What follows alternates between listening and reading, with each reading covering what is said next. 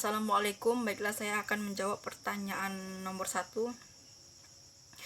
Sejak dulu Nusantara sudah menjalin hubungan dengan bangsa lain yang berjalan dengan baik-baik saja, yang bertujuan untuk perdagangan. Pada abad ke-16, bangsa barat datang ke Indonesia dan mereka menjajah Indonesia secara habis-habisan.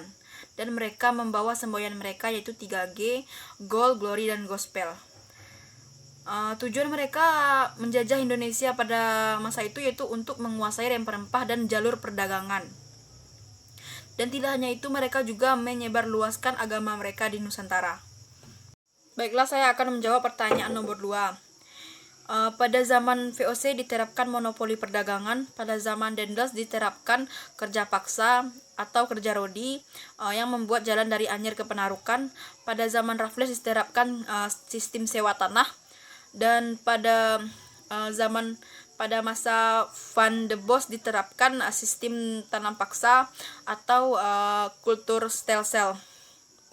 Baiklah, saya akan menjawab pertanyaan nomor 3, yaitu apa saja aplikasi jargon VOC. Yang pertama, monopoli perdagangan, divided impare, politik etis, serta berbagai pemaksaan untuk rodi kultur stelsel. Menyusup di antara tokoh negara untuk memperkuat pengaruh sekaligus memecah belah hingga dengan mudahnya mengambil alih kekuasaan di suatu wilayah Indonesia.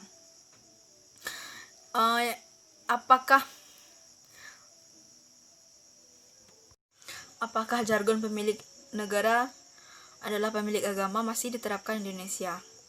Tidak, karena pemerintah Indonesia dianggap gagal dalam menjaga toleransi antar umat beragama.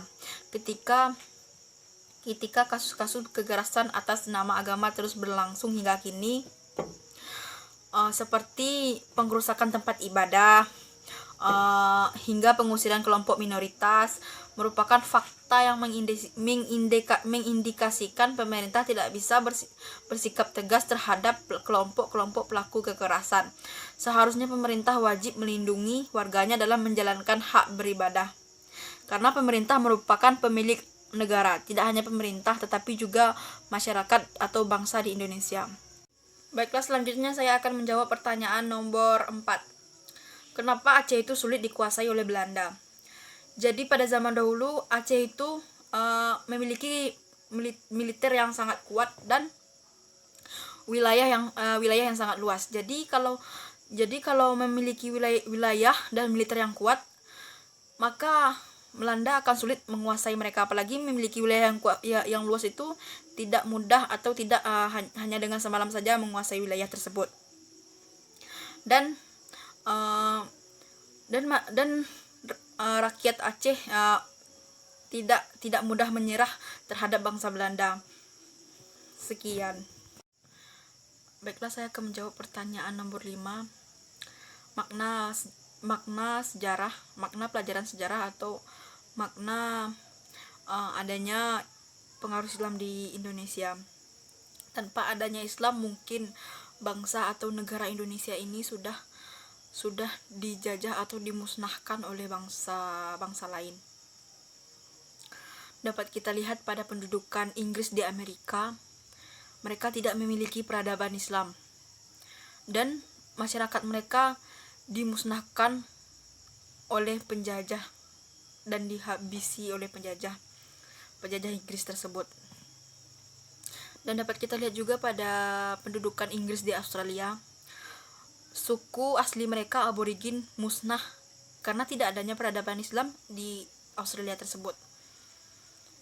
Suatu negeri yang pernah berjaya peradaban Islamnya, maka masyarakat dan bangsanya